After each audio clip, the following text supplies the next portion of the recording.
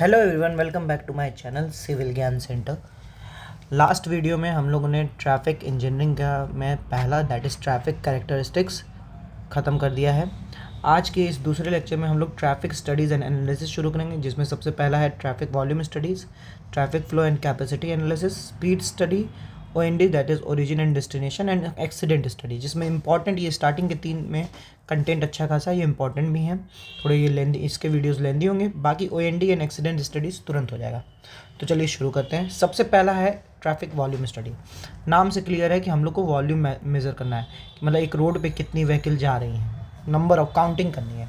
तो अब प्रॉब्लम ये आती है कि क्या कहते हैं, हमारे रोड पे डिफरेंट टाइप ऑफ व्हीकल्स जाती है। कभी बस जाती है, कभी ट्रक जाती है, कभी मोटरसाइकिल जाती है, कभी 4 व्हीलर जाती है, डिफरेंट टाइप ऑफ व्हीकल्स जाती है। तो इसको काउंट करने के लिए हमको क्या कहते हैं, दिक्कत होगी अगर हम लोग डिफरेंट डेटा बनाने लगेंगे कि पर यूनिट टाइम ट्रक इतनी गई, पर यूनिट टाइम कार इतनी गई। तो डिफरेंट डेटा बनेगा, डिफरेंट प्रॉब्लम आएंगी, ठीक है, बहुत कॉम्प्लेक्स हो जाएगा।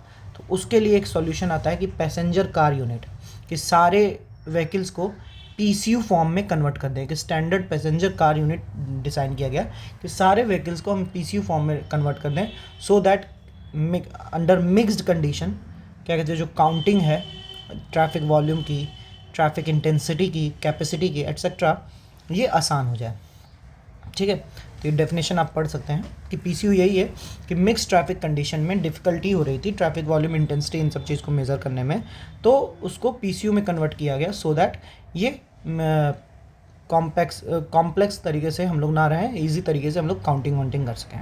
तो जैसे देखिए, ये चलिए टेबल वैसे नीचे रहना चाहिए था, लेकिन यहाँ है तो बता दे रहा हूँ कि कार एंड टेम्पो के लिए PCU की वैल्यू 1 है, मोटरसाइकिल के लिए 0.4 है, साइकिल 1.5 है, हॉर्स ड्रॉन 4 है, bus truck 3, small block cart 6 and large block cart 8, ठीक है। डिफरेंट व्हीकल के PCU वैल्यूज़ अलग अलग है, ठीक है।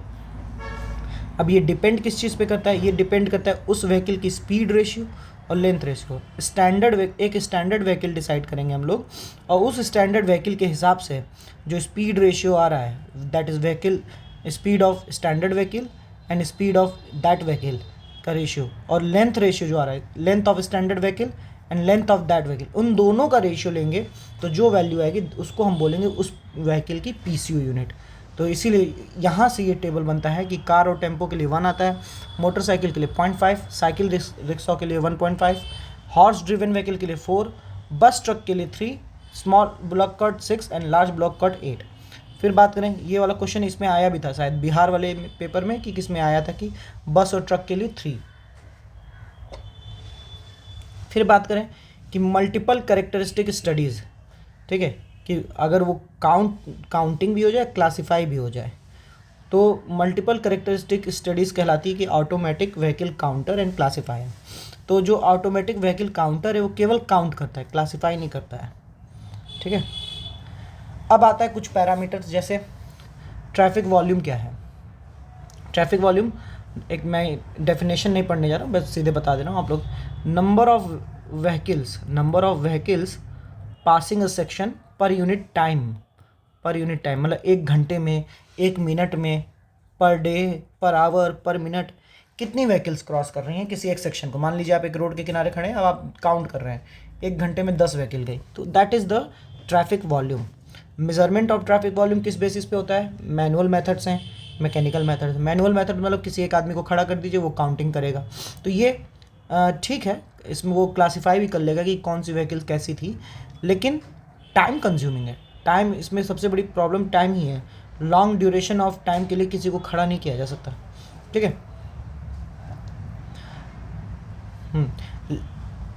चलिए आगे बढ़ते हैं। फिर आगे मैकेनिकल मेथड्स आए, जैसे radar method, magnetic deflector, pneumatic hose method. Radar method radar के टेक्निक पे काम करता है, मैग्नेटिक डिफ्लेक्टर मैग्नेटिक प्रिंसिपल्स पे काम करता है, और pneumatic hose method pressure impulse पे काम करता है, ठीक है। फिर इन डेटा का रिप्रेजेंटेशन क्या क्या है, AADT है, एनुअल एवरेज डेली ट्रैफिक, ठीक है। इसमें साल भर के पूरे व्हीकल्स को काउंट किया जाता है, डिवाइडेड बाय 365, कि total number of vehicle through out year divided bye 365, तो व्हीकल पर डे आ जाता है। Annual average daily traffic AADT। AAHT क्या होता है? एनुअल एवरेज आवरली ट्रैफिक, मतलब हम लोग साल भर के घंटे के हिसाब से निकालेंगे, ठीक है। पूरा व्हीकल हमने काउंट किया साल भर और डिवाइडेड बाय 24 कर दिए, ठीक है।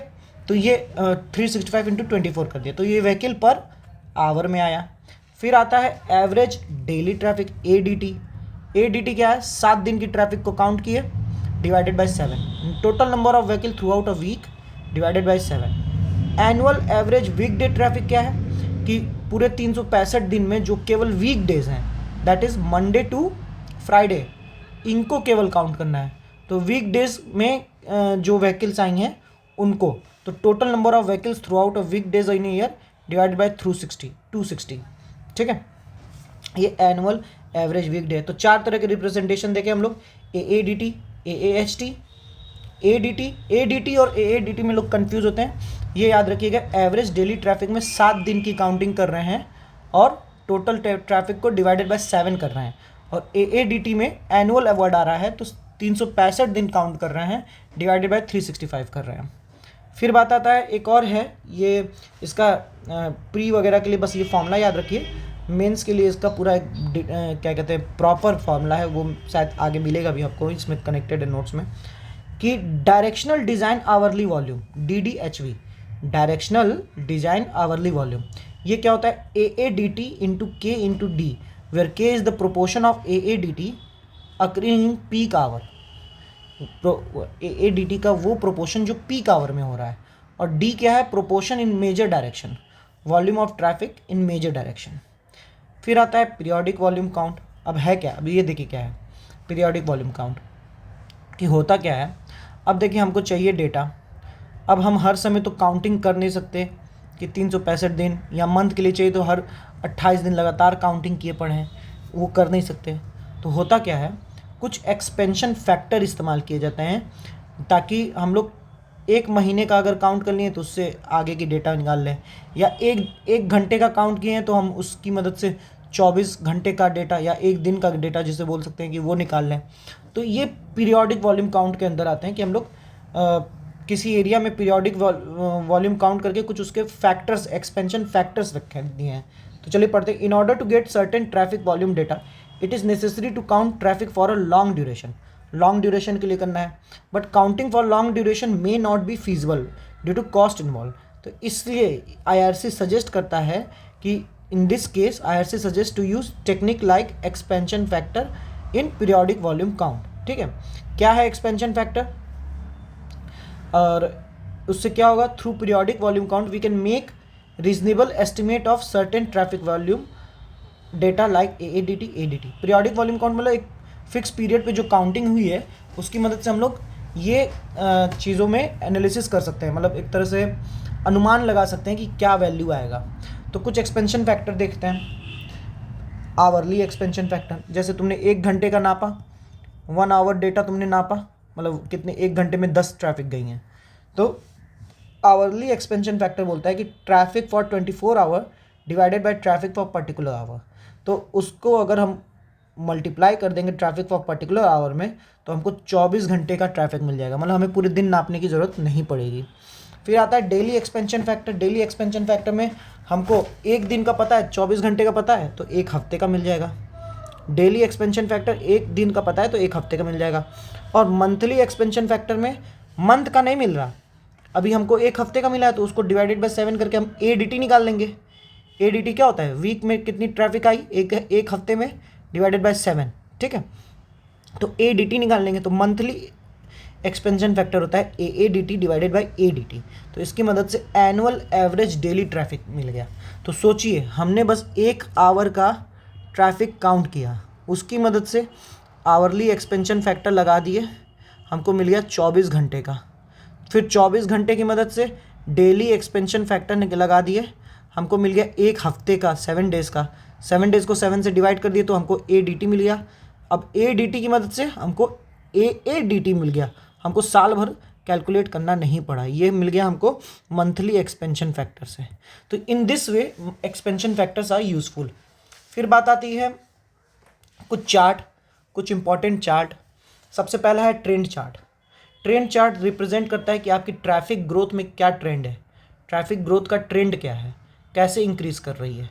ट्रेंड चार्ट वो रिप्रेजेंट करता है कि 2006 में ये थी, 2007 में ये, 2008 में ये, 2009, 2010 एंड सो ऑन। तो ट्रेंड आपके एरिया के ट्रैफिक ग्रोथ के ट्रेंड को रिप्रेजेंट करता है ट्रेंड चार्ट, ठीक है। Annual average daily traffic with time, इसका ये प्लॉटिंग होता है। This chart shows traffic growth trend over a period of time. अब अगर हमको ट्रेंड मिल गया तो हम उससे रेट ऑफ इंक्रीज निकाल सकते हैं कि परसेंटेज रेट क्या है, परसेंटेज रेट पर ईयर किस हिसाब से बढ़ रही है ट्रैफिक।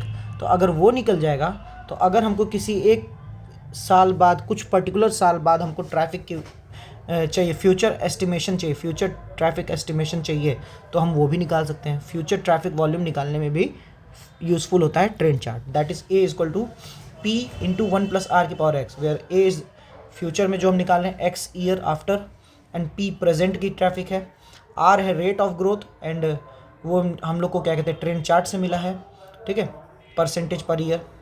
फिर आता है 30th हाईएस्ट आवरली वॉल्यूम। ये बहुत इंपॉर्टेंट है, 30th हाईएस्ट आवरली वॉल्यूम। ये क्या होता है, हम लोग 365 दिन पूरा कैलकुलेट किए गुणे 24 घंटे, मतलब जो भी आया 365 दिन गुणे 24 घंटे, इतना हमने कैलकुलेशन किया, इतने डेटा आए।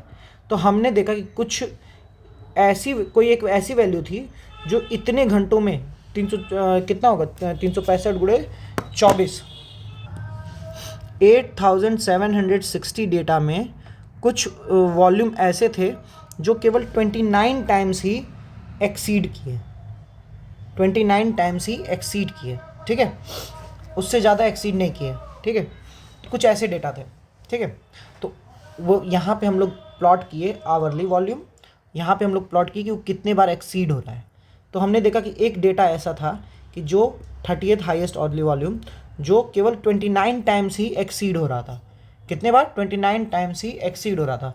तो उसको हमने कंसिडर कर लिया design hourly volume, DHV, design hourly volume उसको कंसिडर कर लिया, क्योंकि वो केवल पूरे साल भर में, पूरे साल में 1 ईयर में केवल 29 टाइम्स ही एक्सीड हो रहा है। तो उसकी परसेंटेज ऑफ एक्सीडिंग भी बहुत कम है, ठीक है।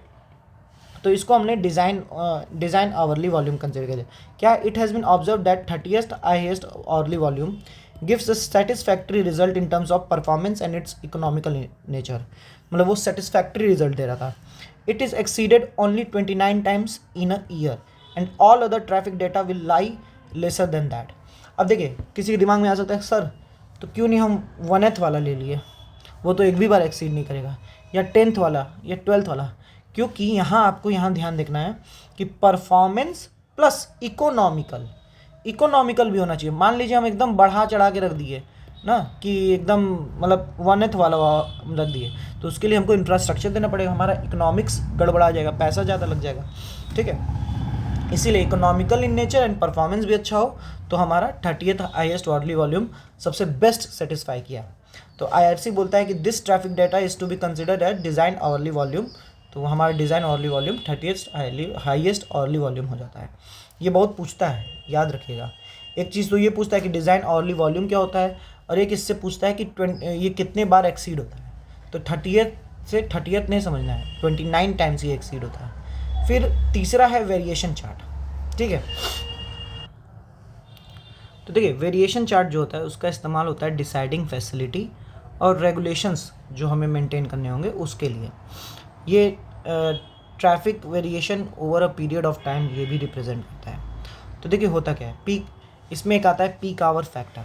अब ये मेरे पास इसका प्रश्न नहीं है जिसका सॉल्यूशन मैं यहाँ लिखा हूँ, ठीक है।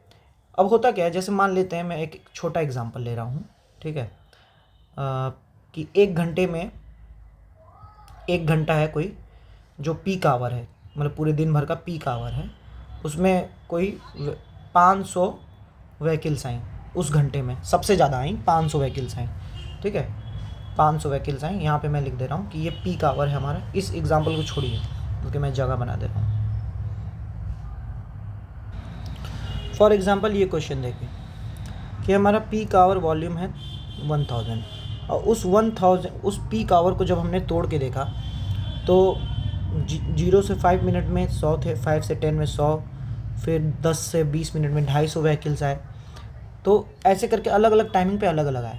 तो इसमें भी जो अगर मान लीजिए आपसे पूछ देता है कि पीक आवर फैक्टर बताओ हमको फॉर 5 मिनट, 5 मिनट में सबसे ज़्यादा पीक क्या था, तो 5 मिनट में अगर हम देखें तो यहाँ पे 5 मिनट में 100 आया, यहाँ 5 मिनट में 100 है, यहाँ 10 मिनट में 250 आया, मतलब 5 मिनट में 125, यहाँ 10 मिनट में 200 मतलब 100, यहाँ 5 मिनट में 100, यहाँ 5 मिनट में 150, यहाँ 10 मिनट में 100 है तो 5 मिनट में 50। तो अभी हमको जो अभी तक जो मुझे दिख रहा है कि ये जो 5 मिनट वाला है ये सबसे मैक्सिमम है फॉर 5 मिनट के लिए। तो अगर मैं उस हिसाब से जोड़ूं कि अगर एक लेमैन की तरह सोचिए कि एक 5 मिनट में सबसे मैक्सिमम व्हीकल आई है 150, तो अगर इसी को मैं मान लेता कि हर 5 मिनट में आ रही है तो टोटल 3000 हो जाती, तब तो 3000 हो जाती। इसीलिए हम लोग को पीक आवर फैक्टर निकालना पड़ता है कि हर एक मिनट का भी अपना एक फैक्टर है, हर एक मिनट का भी अपना एक फैक्टर है, उसकी भी एक मैक्सिमम वैल्यू है कि इतने मिनट में ये मैक्सिमम आएगा। तो उसके लिए आता है peak hour factor. Peak hour factor का फॉर्मूला होता है पीक आवर फैक्टर, यहाँ 5 मिनट है तो 5 मिनट के लिए for 5 minutes is equal to पहले peak hour volume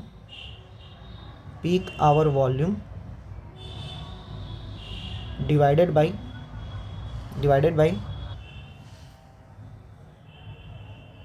60 minute total होता है, divided by n that is 5। यहाँ पे पहले मैं n के लिए ही लिख लेता हूँ, ये n मिनट के लिए, इनटू जो VN मैक्स होगा, मतलब उस 5 मिनट में जो मैक्सिमम व्हीकल आई हैं वो। तो ठीक है, तो हमारा टोटल पीक आवर फैक्टर था 1000, और ये 60 बाई यहाँ क्या हो जाएगा, क्योंकि 5 के लिए निकाल रहे हैं हम लोग, 5 इंटू 5 मिनट में सबसे मैक्सिमम कितनी आई है 150, तो ये 1000 बाई 3000 हो गया, मतलब 0.33, ये पीक आवर फैक्टर है। ठीक है, कि इतना 5 मिनट का जो फैक्टर है कि उसमें पीक कितना आएगा वो 0.33 टाइम्स आएगा। ठीक है, अब आते हैं हम लोग कि ऐसे ही अलग अलग मिनट का होगा, ऐसे peak hour factor for 10 minute भी पूछ सकता है फॉर 10 मिनट, तब 10 मिनट के लिए जोड़ना पड़ेगा हमको। अब यहाँ 10 मिनट का डेटा नहीं दिया है, 0 से 5, 5 से 10 है, तो इन दोनों को जोड़ के देखो तो 0 से 10 200, फिर 10 से 20 250, 30 से 40 200, अब 40 से 45 है, 45 से 50 है, तो यहाँ 250 मिल रहा है। तो हमको 10 मिनट के लिए जो मैक्सिमम मिल रहा है वो ये है। तो ऐसे सिमिलरली 15 मिनट के लिए भी पूछ सकता है, तो 15 मिनट के लिए जोड़ना पड़ेगा तुम्हें कि 15 मिनट के लिए कौन सा मैक्सिमम मिलेगा। तो इन दिस वे हम लोग को पीक आवर फैक्टर कैलकुलेट करना है। ठीक है, अब बात करता हूँ मैं एक दूसरी बात कि हमारा जो पीक आवर फैक्टर जनरली हम लोग जो चेक करते हैं वो किसके लिए होता है, यहाँ पे उसकी वैल्यू किस रेंज में आएगी। वैल्यू आती है n/60 से P1 के बीच में। पीक आवर फैक्टर की जो वैल्यू आती है n/60 से, जैसे 15 मिनट के लिए अगर निकाल रहे हैं हम, तो 15 मिनट के लिए कितनी आएगी 15/60 से 1 के बीच में पीक आवर फैक्टर की वैल्यू 15/60 दैट मीन्स 1/4 0.25।